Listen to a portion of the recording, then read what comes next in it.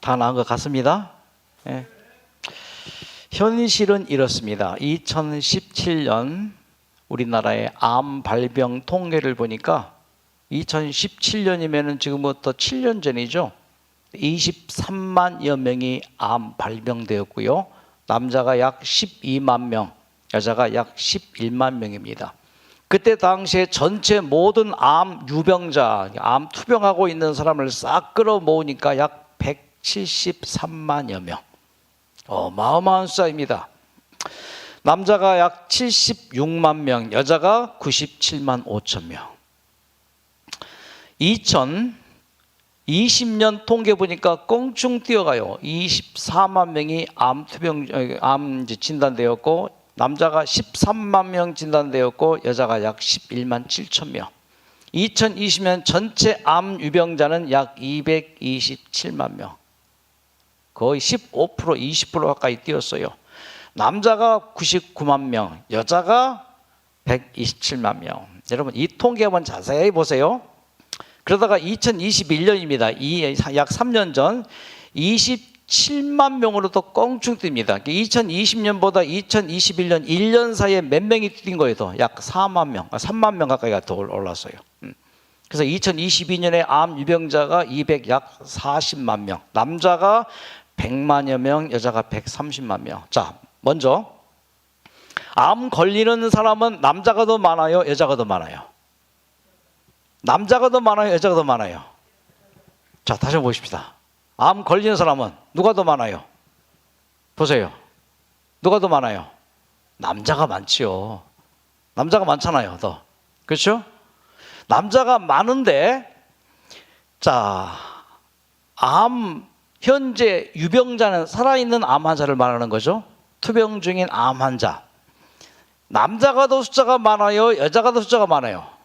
걸리기는 남자가 더 많이 걸리는데 살아있기는 누가 더 많이 살아있어요? 그건 뭘 의미해요? 남자가 많이 걸렸으면 남자가 많이 살았어야죠. 왜? 숫자가 많으니까 많이 생존해야 되죠. 근데 여자는 숫자는 남자보다 적은데 남자보다 더 많이 살아있어요. 무슨 말이에요? 쉽게 말해서 남자는 암 걸리면 죽을 확률이 여자보다 더 높다. 왜 그럴까요? 왜 그럴까요? 여자들은 암 진단되어지면 잘 받아들여요. 어떻게 하면 되지? 적극적이에요. 그리고 뭐요? 문을 열어요. 그리고 뭐요? 더 중요한 것, 감정적인 부분에서 여자들이 훨씬 더 잘 웃고 잘 울고. 남자들은 어때요? 암 딱 진단되면은 따라해요, 안 해요? 시키는데 해요, 안 해요? 자기 탈, 자기 각, 자기 습관, 여자가 훨씬 잘 버리죠. 이 통계를 통해서 알 수가 있습니다. 그러므로 남자분들이시여, 여자들처럼 사시기 바랍니다. 여자처럼 사는 게 뭐예요? 쉽게 감동받고, 쉽게 슬퍼하고, 쉽게 기뻐하고, 쉽게 웃고, 가을을 느끼고, 그렇죠? 그렇게 된단 말이에요. 그러니까 우리 오충격 형님 같은 경우는 여자다운 스타일이죠. 막 열심히 따라하고 더 도와줘, 여자보다. 어쨌든 이렇게나 암 투병자가 많습니다. 여러분, 아이슬란드 인구가 몇 명인가요? 약 40만도 안 돼요.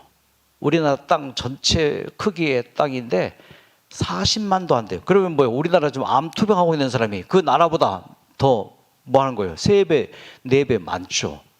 그러니까 어마어마한 숫자예요. 다음 주 한번 보여드리겠는데, 이 암 투병자들이 1년에 병원에 가 내는 돈이 우리나라 국가 예산보다 2배가 더 많아요. 약 1200조. 1년 국가 예산이 약 600조 되죠. 그러니까 이 암, 이렇게 무시무시한 많은 인원수가 암 투병하면서 병원에 내는 진료비, 또 그 병원 진료비 됩니까? 교통비에 또 뭐요? 몸에 좋다는 거 이것저것 또 사고 또 사 먹기도 하고 그러잖아요. 자, 그래서 오늘 시간에는요, 현대의학적인 암 치료 방법 딱 3가지입니다. 그렇죠? 수술, 항암, 방사선.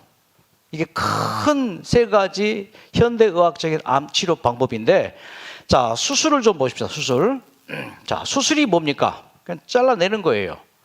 잘라냈다고 해서 암이 다 제거된 게 아니죠. 그래서 전문가 얘기를 들읍시다. 재발할 수 있는 큰 수술을 했으면 눈에 보이지 않는 몸 안에 남아있는 그 암세포들, 그 세포들이 남아있다면, 자, 수술을 했음에도 불구하고 눈에 보이지 않는 뭐가 있다고요? 눈에 보이는 것만 잘라낸 거고 눈에 보이지 않는 주변에 뭐예요? 암세포는 잘라낼 수가 없지요. 그래서 얼마든지 뭐 한다고요? 재발될 수 있는데 실제로 육안으로 확인할 수 있는 암세포 크기는 몇 cm일까요? 검사로 나타날 수 있는 게 한 1cm 정도의 암입니다. 1cm. 암세포가 자그마치 10억 개입니다. 이제 0.2cm까지 기계로 이제 촬영이 가능합니다만 보통 현대의학에서는 1cm 이상만 암세포가 이제 확인이 될 수가 있다고 보는 거예요. 뭐 촬영하거나 뭐 했을 때. 약 몇 개라고요, 암세포가? 예, 10억 개. 하지만 수술을 통해서 있는 암덩어리를 제거하는 것은 쉬운 암치료 방법입니다. 자, 이제 오늘 이 시간에 항암 치료를 좀 살펴보겠습니다. 예, 약물요법이라고 하죠. 예, 대표적인 항암 치료입니다. 약물요법. 자, 항암제가 여러분 우리나라에 몇 종류가 있을까요? 한번 보세요. 현재 국내에서 쓰이고 있는 항암제는 그 종류만 50여 종이 넘습니다. 이것이 암 환자에게 가장 많이 처방되고 있는 세포 독성 항암제입니다. 자, 현재 우리나라에서 사용되어지는 항암제가 이거 10년 전 자료니까 더 많아졌겠죠. 10년 전 통계로 약 한 50종류의 이게 멘트가 뭐로 나왔어요? 여기에 요 보세요. 멘트가 뭐로 나와요? 멈출게요. 잠시 가다가. 예, 여기 뭐예요? 세포 뭐라고요? 예, 독약이야, 독약. 세포 독성 항암제라 그 말이에요. 자, 여러분 항암 치료 다들 받으시죠? 항암 치료를 받으면은 우리의 몸에 어떤 역할을 하는지, 어떤 작용을 하는지, 어떤 부작용을 하는지 오늘 이 수요일 시간과 다음 주 월요일 시간 2시간에 걸쳐서 한번 살펴볼까 합니다.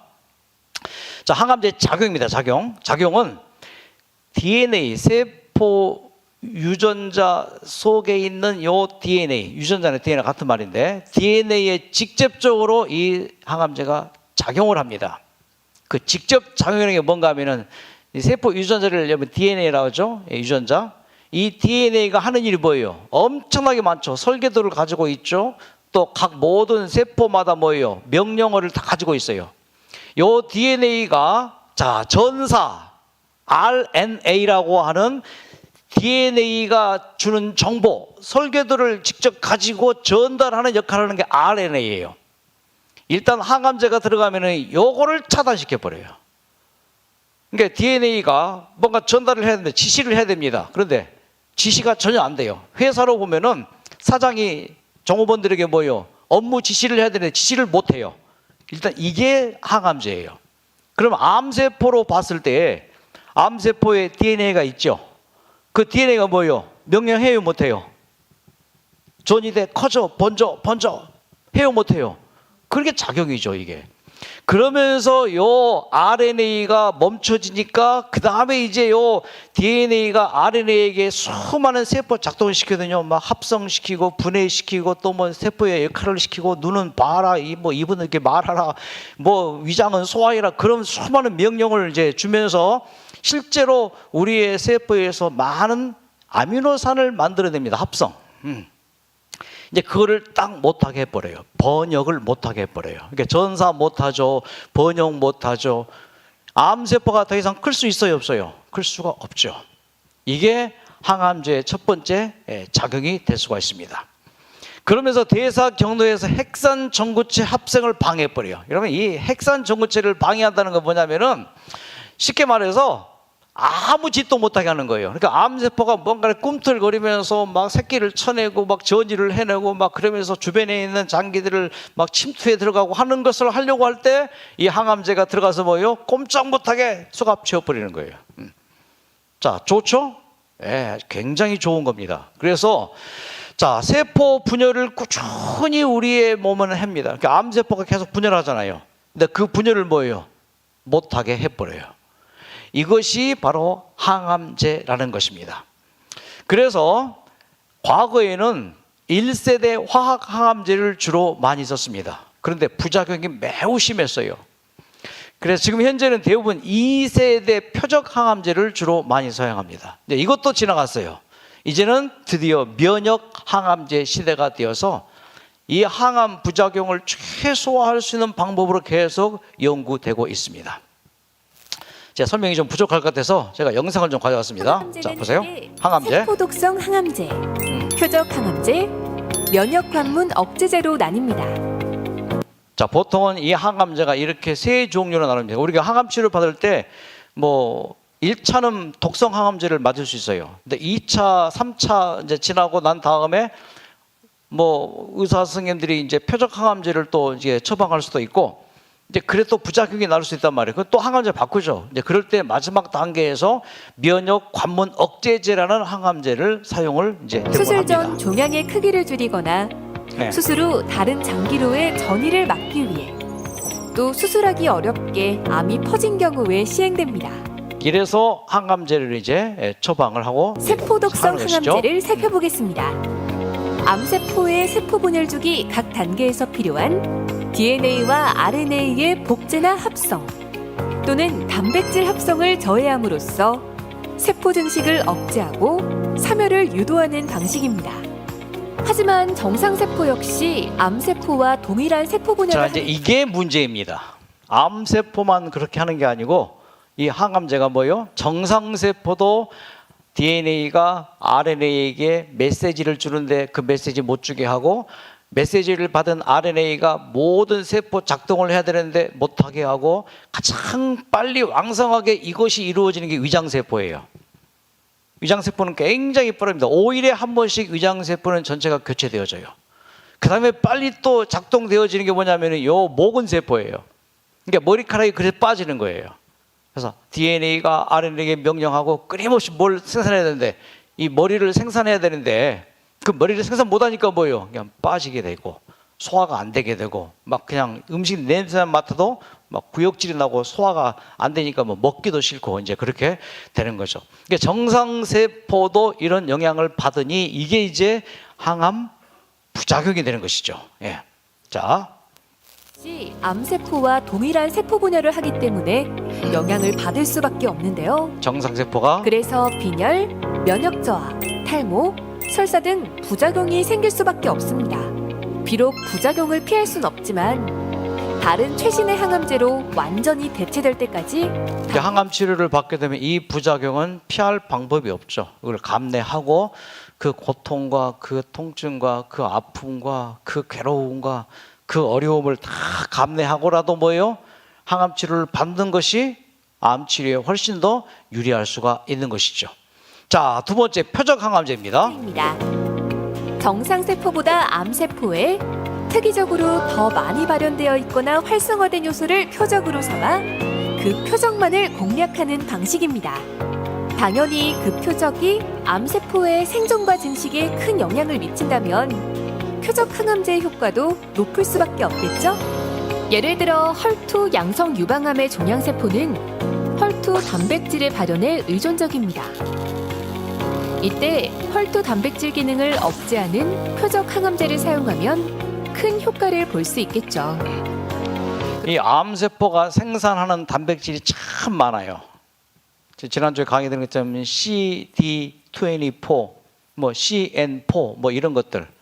이 암세포가 생산하는 단백질이 잠자고 있는 암세포를 깨워요.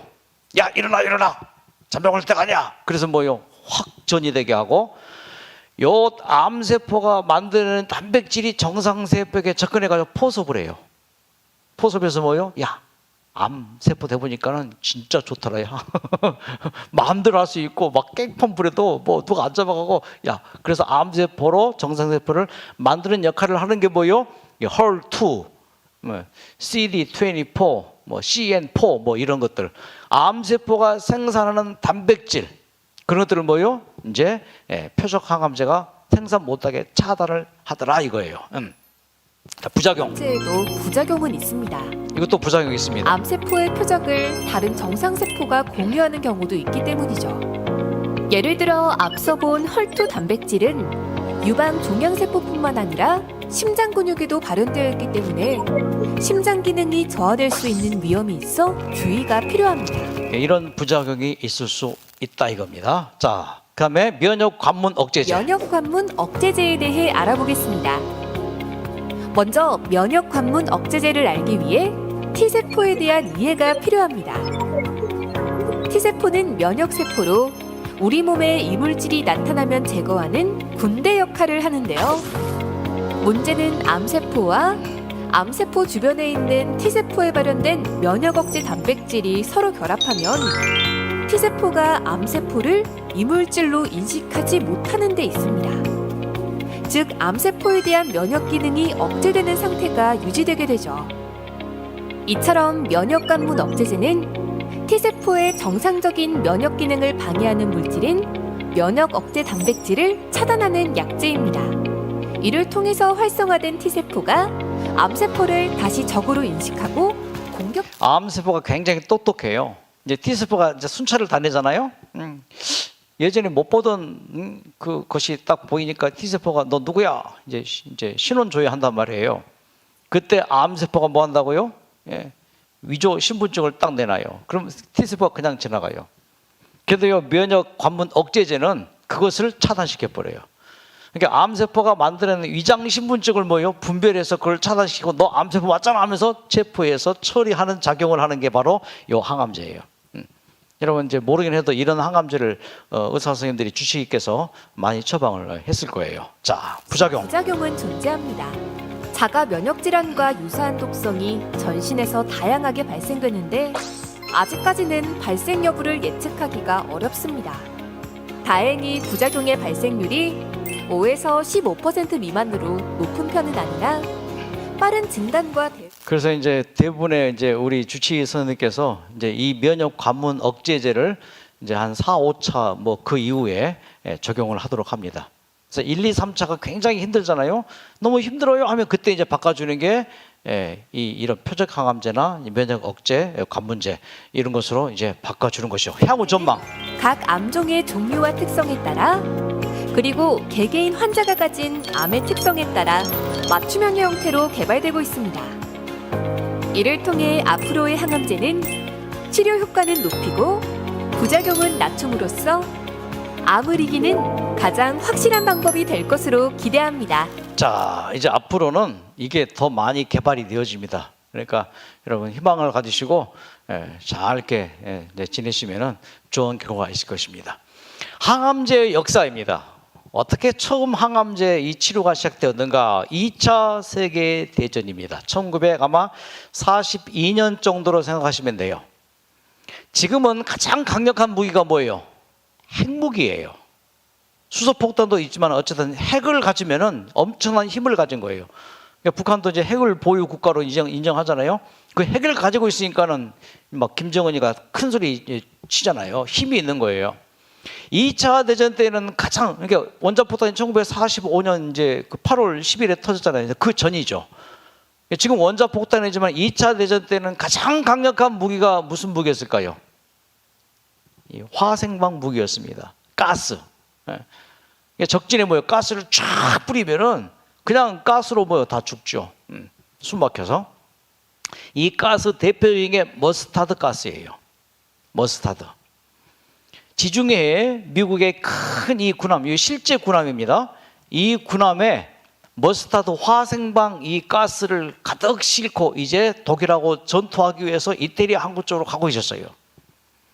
그런데 어떻게 히틀러가 이 정보를 입수하고 독일의 전투기를 파견해서 이 머스타드 가스를 실은 이 배를 실제 배입니다. 폭파시켜 버렸어요. 그러니까 어떻게 돼요? 이 배에 가득히 실려 있는 머스타드 가스, 이 화생방 이 그 무기가 터졌죠. 그러니까 배 안에 타고 있는 대부분의 미군들이 죽어요. 뭐 폭탄 때문에도 죽었지만 뭐 때문에요? 화생방 가스 때문에. 100% 죽진 않죠. 살아남죠. 몇 명이라도.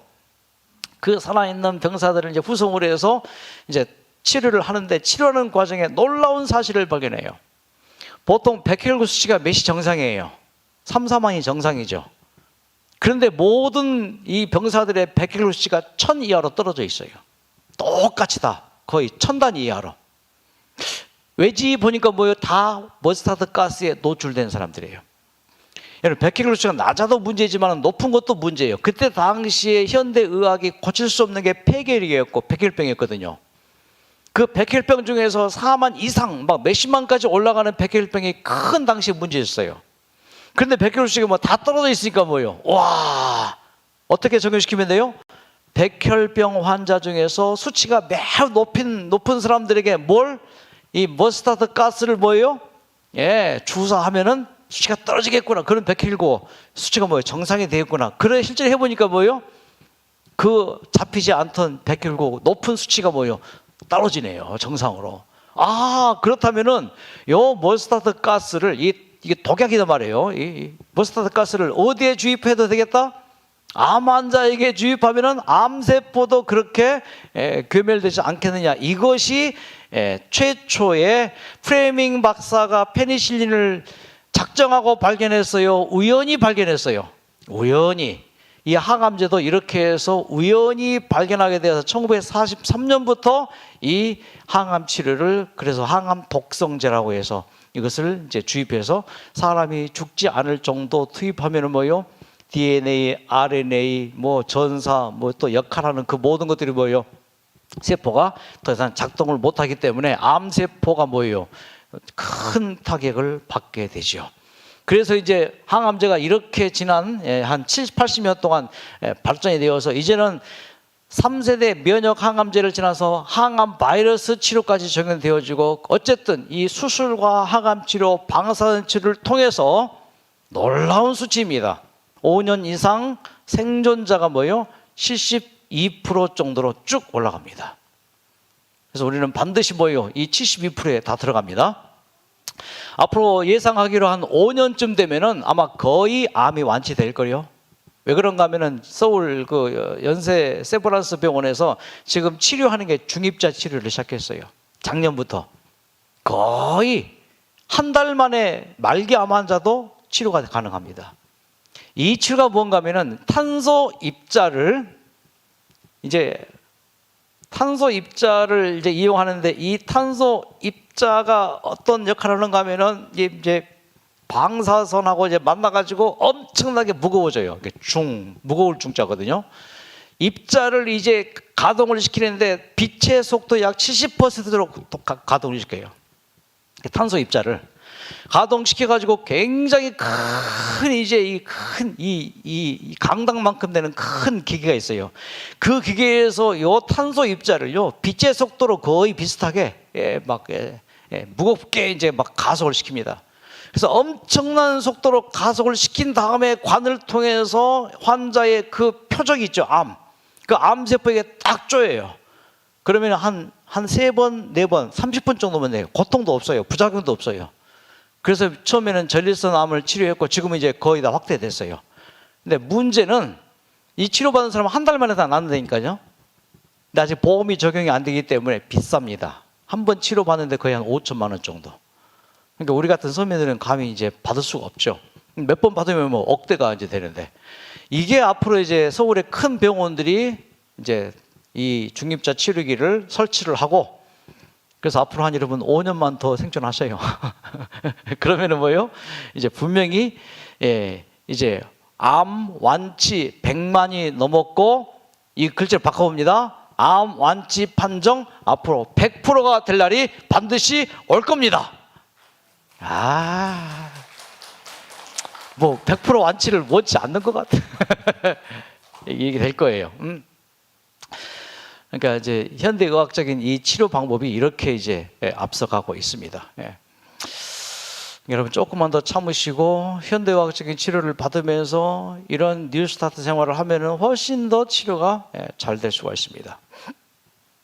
제가 이제 세 번째 교회에 목회했던 것이 전라남도 녹차의 고장 보성교회에서 목회를 한 적이 있습니다. 여기 우리 교인 한 장로님과 집사님 부부가 미력 옹기 무형문화재 37호예요. 그래서 이 옹기 만드는 걸 제가 자주 봤고 한번 만들어 보기로 했는데 뭐 잘 쉽지가 않더라고요. 이분입니다. 이학수 우리 무형문화재 37호입니다.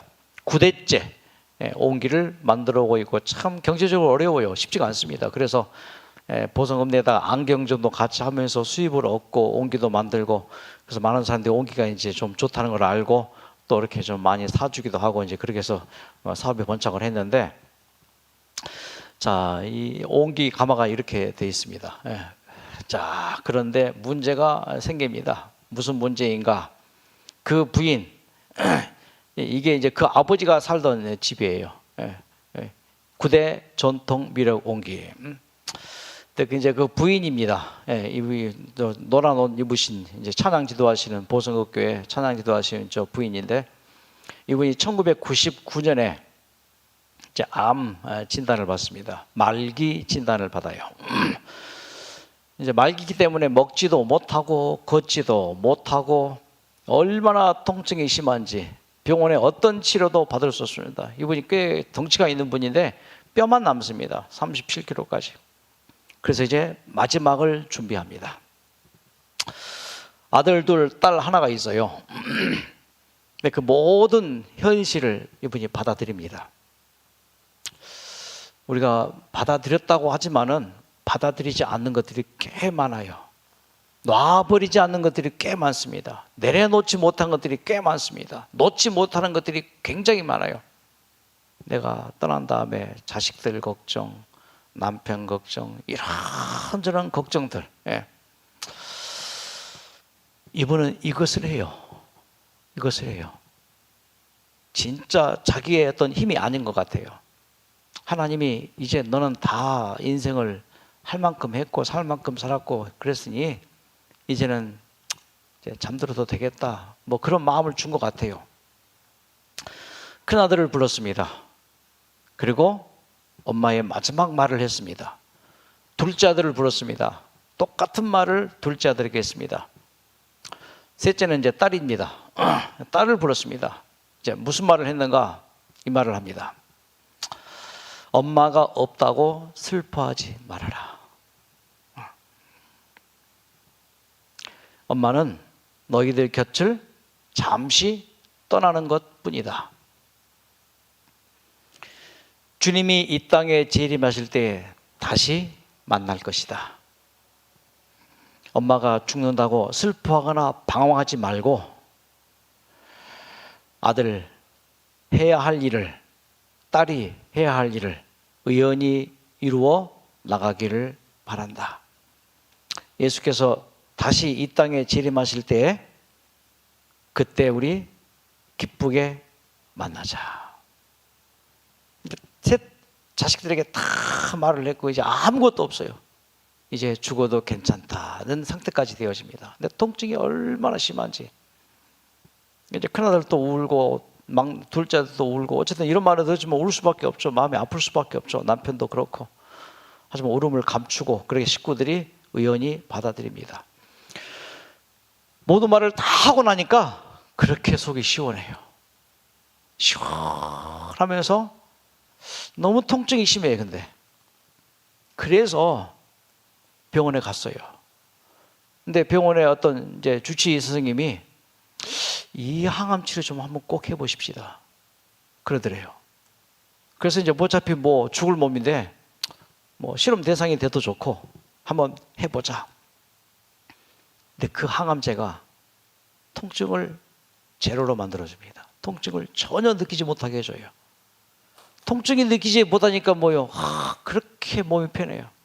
그런데 있잖아요.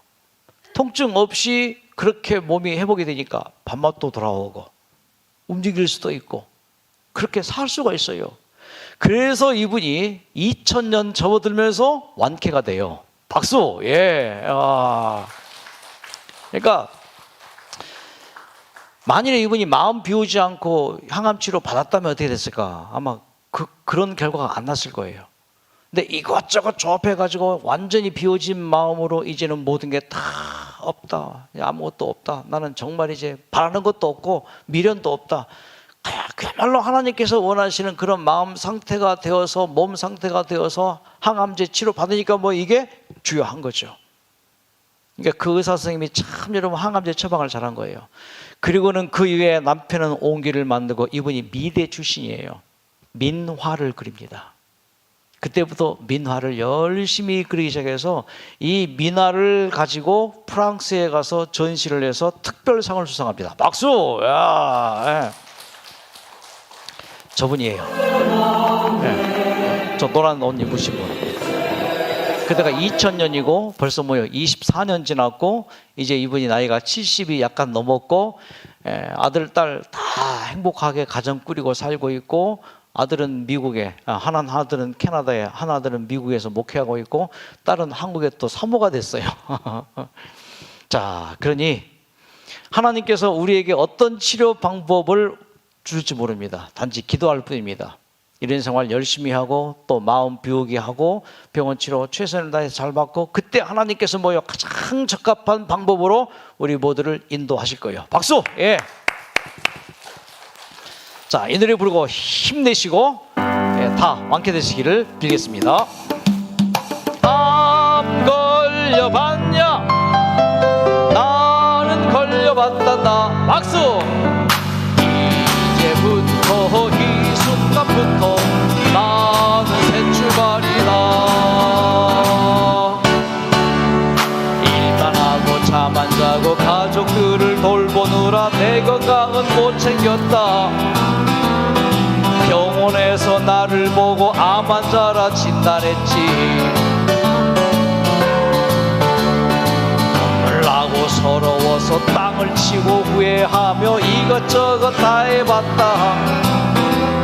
지나버린 세월들이 너무 후회스럽다. 암 걸려봤냐? 암 걸려봤냐? 나는 걸려봤단다. 이제부터 이 순간부터 나는 새 출발이다. 수술하고 항암하고 방사하고 기운 빠져 고통 울면 심해졌다. 에덴 요양병원 와서 살 길을 찾았지. 앞에 보면 푸르른 산 중령산에 올라가면 온 세상이 내 것이다. 이런 축복 받은 사람 있으면 나와봐. 주먹 쥐고 완치될 거야. 완치될 거야. 나는 완치될 거야. 이제부터 이 순간부터 나는 완치될 거야. 남편이 말리고 자식들이 뭐라 해도 나는 할 거야. 나만 위해 살던 인생 남을 위해 살 거야. 아싸! 뉴스타트 배우고 성경 말씀 배우고 웃고 울고 노래했다. 난 이제 죽긴다 쓴다. 난 이제 죽기는 다 틀렸다. 아싸! 완치될 거야. 옆 사람 보시고 너는 완치될 거야. 이제부터 이 순간부터 너는 어깨 넘어지고 완치될 거야. 완치될 거야. 우린 완치될 거야. 이제부터 이 순간부터 우린 새 출발이다. 이 세상에 태어나서 울고 웃고 살아왔던 아름다운 시간도 너무나 소중했던 시간들. 건강 강의, 말씀 강의, 선배들의 회복 이야기. 건강 강의, 말씀 강의, 선배들의 회복 이야기. 내 마음을 울린다. 나는 살 거야, 살 거야. 난 이제 살 거야. 새로 맨 위에 세 번 반복합니다. 완치될 거야. 완치될 거야. 나는 완치될 거야. 이제부터 이 순간부터 나는 완치될 거야. 완치될 거야. 너는 옆 사람 보시고 대야. 당신은 완치될 거야. 이제부터 이 순간부터 당신은 마지막으로 완치될 거야. 우리는 어깨도 마시고 완치될 거야.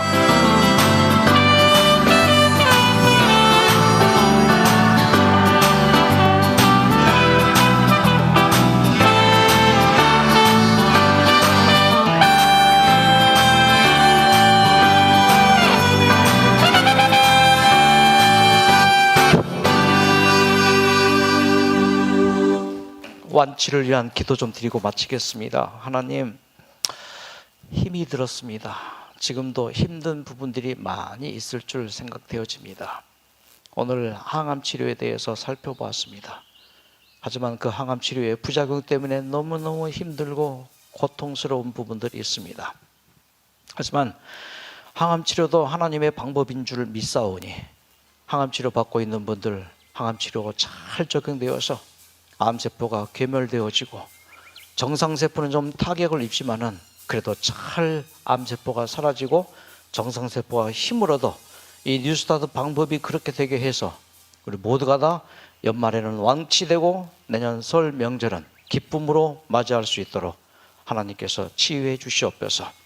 이 저녁 잠자리에 들어갈 때에 잠자는 동안 하나님의 치유의 능력으로 우리 몸에 있는 NK세포가 활성화되어서 내 몸에 있는 암세포들을 다 제거해 내일 아침에 상쾌한 몸으로 일어나는 치유의 잠 되게 해주시기를 예수님의 이름으로 기도드립니다. 아멘. 박수 맞이겠습니다. 빨리 완치되십시오.